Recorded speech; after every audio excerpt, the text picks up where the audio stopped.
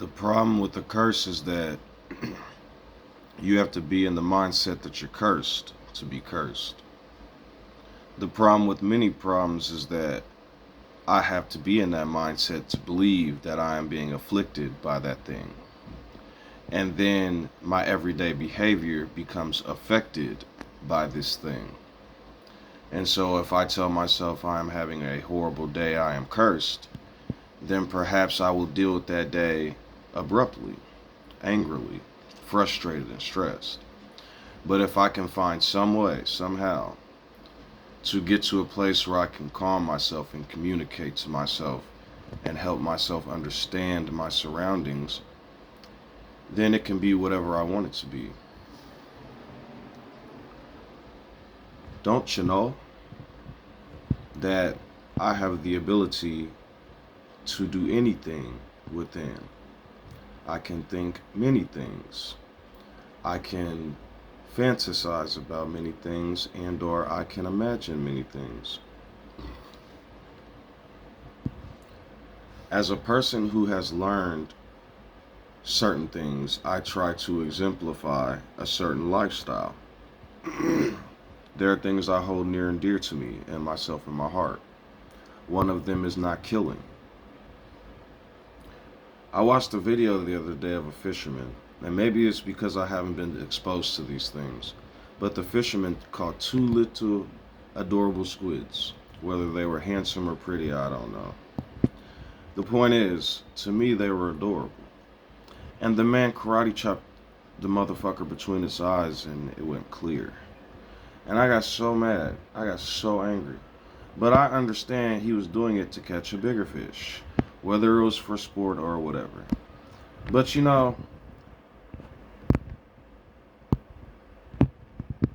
anyways, so I then realized after thinking about it for a while, I eat many things. How do they die? You know, who am I? It's a much more humane way than being choked to death by a cat. And those are some of my favorite animals. So, right then and there in that moment, not only was I able to see the error in my own way, because there's nothing wrong with getting upset with watching something die, especially when for whatever reason one cares about that thing. But at the same time, at a greater level or higher level of intellect, a being would realize I cannot let this affect me in a way that will destroy my life. There are certain words that exist. I believe when certain words that exist that have negative connotations already, then what ends up happening is you're going to have people that are afflicted by the pain of being caused. You're going to have people that are afflicted by the pain that is caused. Of course, in my mind, we need judgments. I'm going to explain something real quick. I love all of the law, but I'm going to take it a step further. Love who I am with all my heart and soul and others the same. This is not efficient at all times, and I'm going to explain why. I'm not attacking anybody's beliefs, and at the moment I am not attempting to destroy anyone. I am giving people food for thought.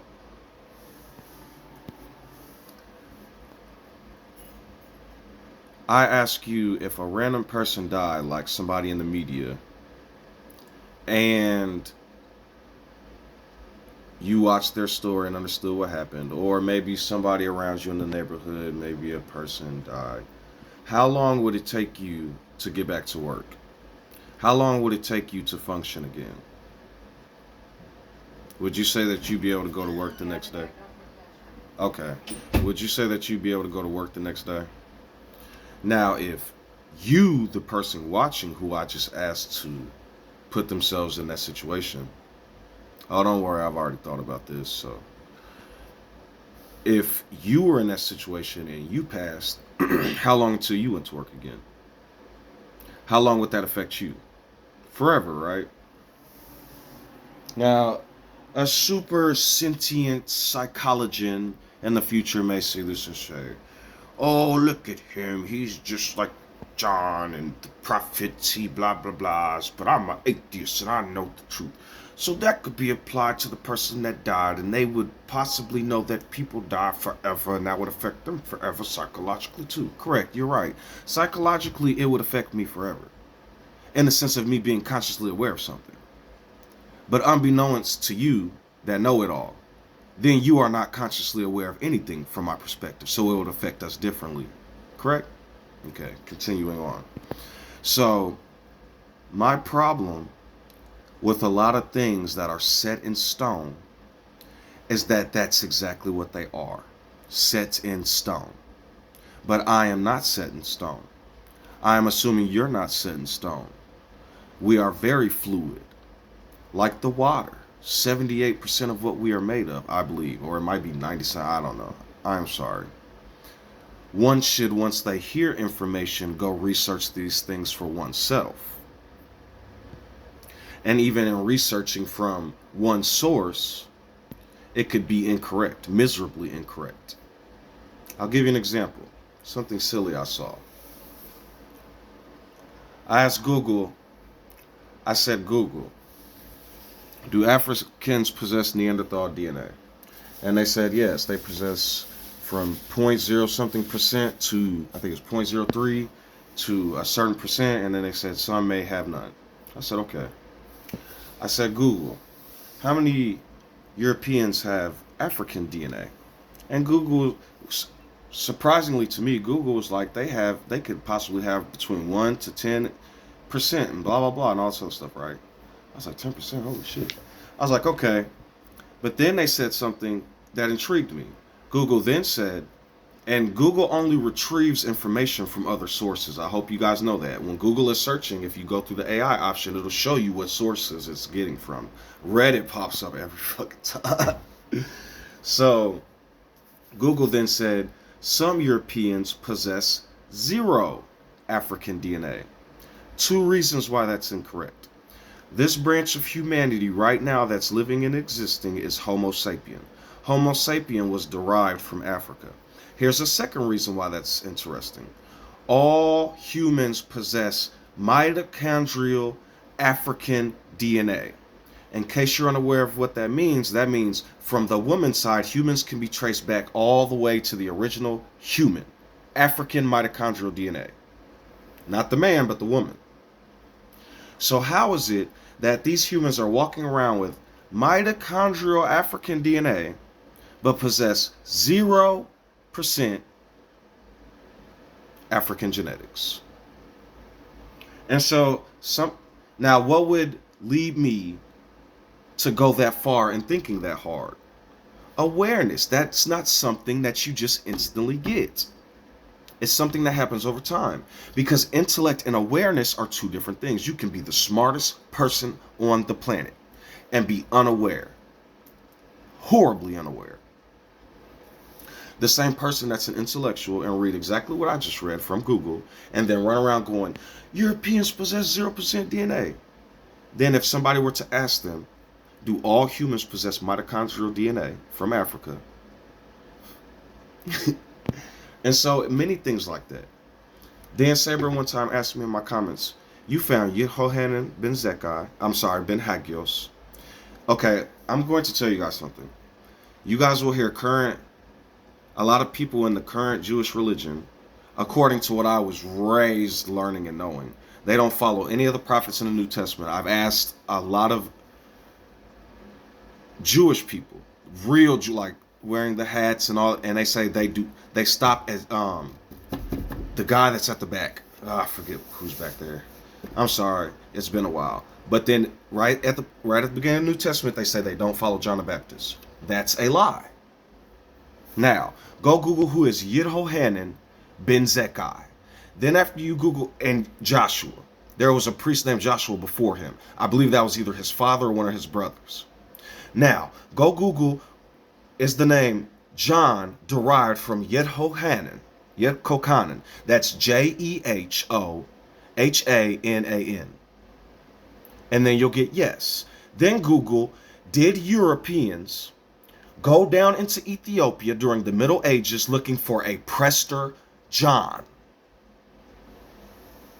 They found many people in Ethiopia named Yehohanan. I told y'all all these languages and words and names are derivative, just like our DNA, from people branching out of Africa. Asian people, go look up who the Sand Bushmen are and a lot of other African tribes. Well, who do they look like? Asians. So why is this important? Why is Yehohanan ben Zakkai important? Why is John important? I said in many of these videos, they took John's name and created a spirit man god out of it, a pagan god. Dan said, you just researching on the internet. How is it that these scholars and all these other people aren't finding this stuff? Moses. They say in videos is Akhenaten Moses, is Ramses Moses. Now go look up who is on Google, Ahmoses,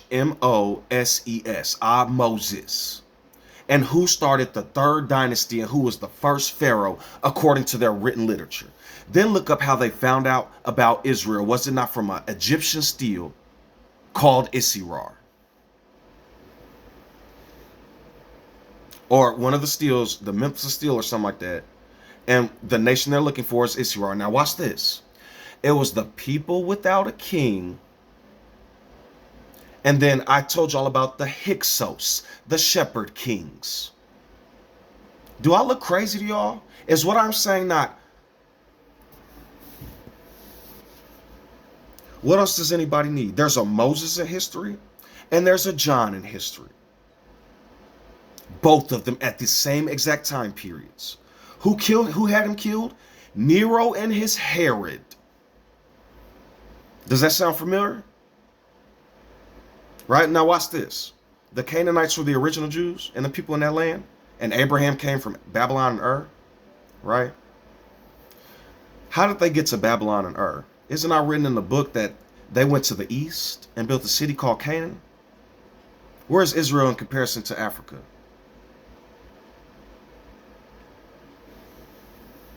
Where'd the Hyksos come from? The Edoms and Edomite, those people weren't Caucasian. Now Google, when were Europeans, the ones with light skin, Romans and Grecians had curly hair and were not white. Those marble statues were made out of marble, a great stone. They went and got DNA out of a volcano when they were talking about the Gladiator 2. Google any of this. And the genetics in that volcano were African. Arabs are Asiatic African peoples. Everything I'm saying is in their books. Edified and followed down with the cultures and people. So, why is this important? Europeans didn't become unenslaved until around the 6th, 7th, 8th century AD. When they first were introduced around 1200, or a little bit before that, they were Vikings and barbarians, unlearned savages according to the Romans and the Greeks, their language. Then they were enslaved and mixed into culture by the Romans. And when they broke away, it was after Muhammad came. He isn't written in history. If the Middle East was worshiping paganism and Zoroaster brought the bird fiery temple, and then after that they became pagans again, and they were going off, what does that bird look like? Where'd that come from? What culture did that come from? Who is Mu'at? Where'd the 10 Commandments come from? What are the 42 laws of Mu'at?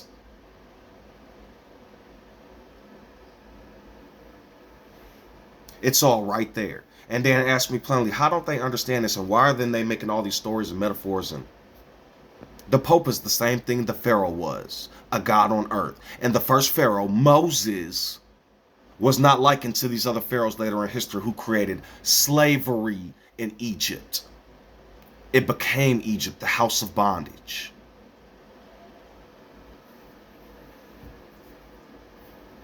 So, tangents, intermediaries. What I basically made this video to say is that I am who I am and you are who you are. When I get tired of all the buffoonery, who I am will then go seek and learn. Do not be deceived by mankind and their traps. Tell the truth on the inside. Don't profess to men all the time. Tell me on the inside the truth and we can work on it. Where I won't accuse you. I am forgiveness and mercy. Then, if who I am does not know love, if I've only ever been a sheep and learned from other people continually since a child, then how can I love others the same? Or at least try to imitate what men wrote and could have never lived out once they became popes. 33 AD to present, church history. YouTube that video, and if you can stomach sitting through all of it, that's how many creeds and teachings and ideas was created out of buffoonery. They do worship John the Baptist. And when you guys begin to learn to tell the truth, it can all manifest and we can learn and understand and grow and elevate human consciousness. Give me one moment. Now, the only way this next step is going to happen, and I'm sorry, I feel as if humans should begin to attempt to try to change the current consciousness and level of infrastructure in a way that's not malevolent. I believe in the justice system and laws. I do not believe in letting every human run around and do whatever the fuck they want. I am a civilized person and I believe in humility.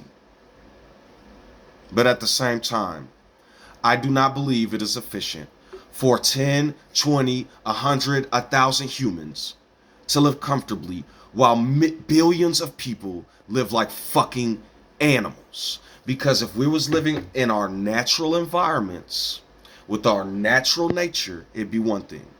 But y'all create civilizations and tear them down and then leave Africa, India, and all these other places, and Afghanistan and the Middle East looking trash. And then those people have no way to live, and then y'all go, look how these people live. No, they were geniuses and brilliant. Amazing people.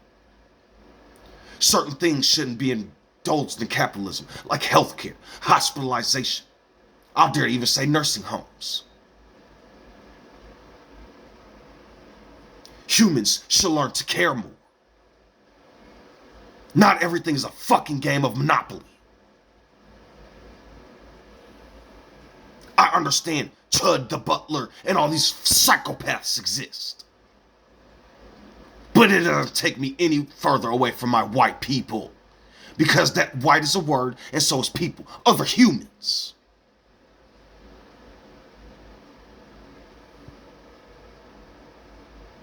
And until humanity, as a collective, start to learn that propaganda and hatred does not serve them in their moments of lust and ego, and start to realize this shit is not cute anymore with our level of intellect, this shit will continually spiral until we awaken.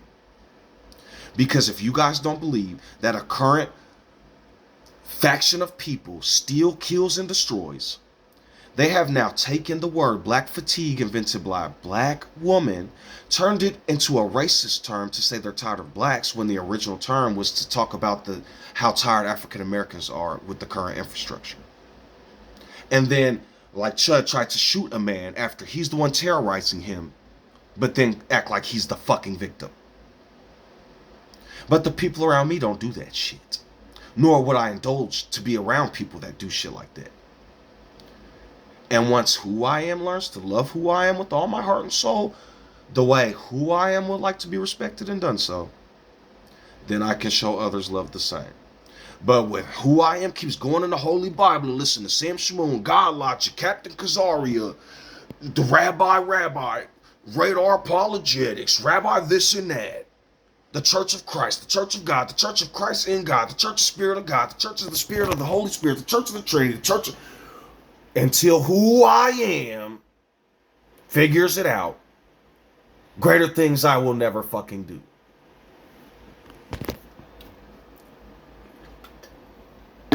Again, one moment. Life is like a pancake.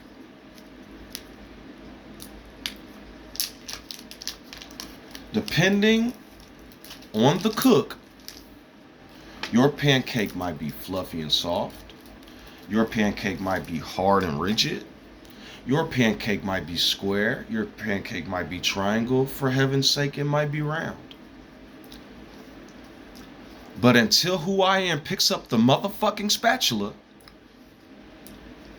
pours in my motherfucking batter, and begin flipping that sumbitch, I won't have no pancakes, and I'm gonna be a hungry sumbitch. Yeah, I see until y'all keep eating what these preachers cook for y'all, you gonna continually be poisoned. So, original thought, the idea of where my mind is at is what shapes my reality. I'm gonna tell you what messed me up bad. And I can't even tell you the situation, but I'm not saying no names, and I'm not telling you. I had a situation, I had a resident. And I'm not gonna say where I was at, which job, what. But I had a resident who lost some family. And that resident, I've met many people with mental illness. I've seen it all. My dog barks, bark to get SSI, and they have nothing's there, and there's, you know how it goes. But I met a human that was so tormented in his dreams, and he would call the family members' names out at night and scream and holler and cry every day. That's what affected me. I had another resident tell me, you have to learn, he used these exact words, you gotta learn to not give a fuck in the future. And by golly, I don't know if looking on it, it's wise, but it's hard for people. It's hard for me. So that's why I don't get on here accusing people unnecessarily and unrighteously, and why I say tell me on the inside. It's because first of all, in Christianity, okay, so if Jesus is the Savior, I don't like saying that name. If Yeshua, sus is Latin for pig. Remember that Yehohanan person I was talking about? They turned it into Yeshua, and then they turned it into, because that's just two words from Canaan. Yeshua comes from that land, and it means salvation. It's Yedho with salvation. And so basically then they turned him into Yaosus or something like that, which is still I am in French, and then it turned to Jesus, Jesus. That's I am a gracious pig, because Yedho Hanan means I am a gracious gift, a gracious gift. So does John and Juan. That's what that Idvin, Yedovani, there's many different names, has that name in their language. And so essentially, I wouldn't have found none of this if I was still groveling on my feet and I didn't flee from her like I was asked to. If I'm going to trust the word, I need to trust in my instincts as well. Because without my instincts, there are no words. I'm gonna give y'all some advice. Y'all shouldn't trust in some of these movies either. There's a movie called Vanilla Sky. I don't know if y'all ever seen it. This man was in a coma because his girlfriend drove off a cliff. And the only way to wake up out of his coma was to jump off of a parking garage. Disclaimer. Don't ever do no stupid shit like that. Because at the end of the movie, he woke up, he's like, and the movie ended. I've seen people do some stupid shit because of movies. I.e., ergo, The Matrix. You know what the fourth Matrix was about? Him being a schizophrenic. And he created the game and was indulging himself in the game the entire time. But I don't think many people watch the fourth Matrix, nor do they understand. He had to take medication to heal from it. But then he stopped taking his meds and went back into the game. Right? So, but then what's my problem with The Matrix, right? They're telling you what it causes at the end of the movie, at the end of the series.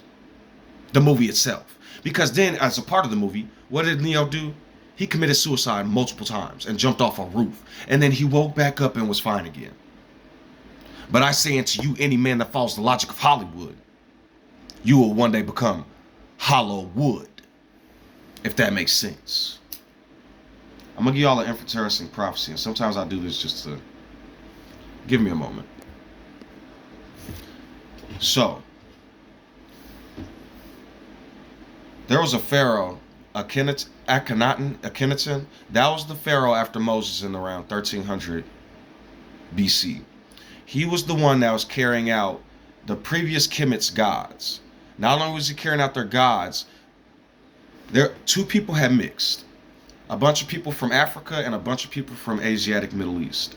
When they mixed, there was an introduction to the third kingdom. When the third kingdom came, you had a bunch of infighting at first. Then it was fixed. But then years later, I believe Akhenaten reformed Africa again, and then went and I believe he reformed Canaan.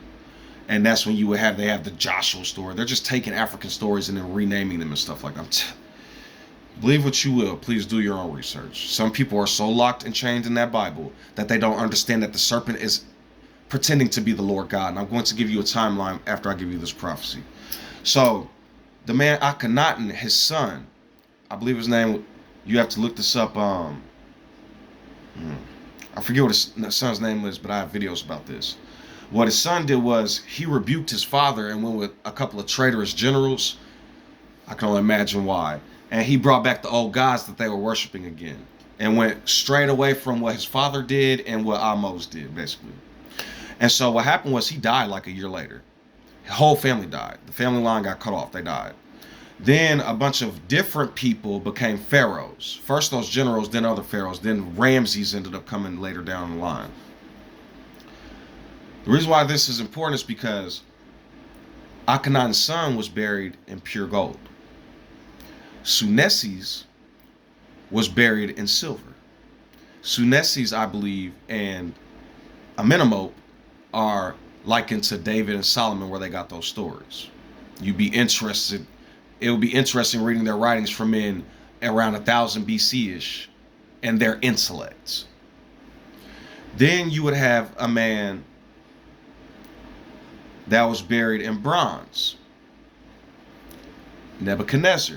Now, I'm not going to say Nebuchadnezzar, that's biblical.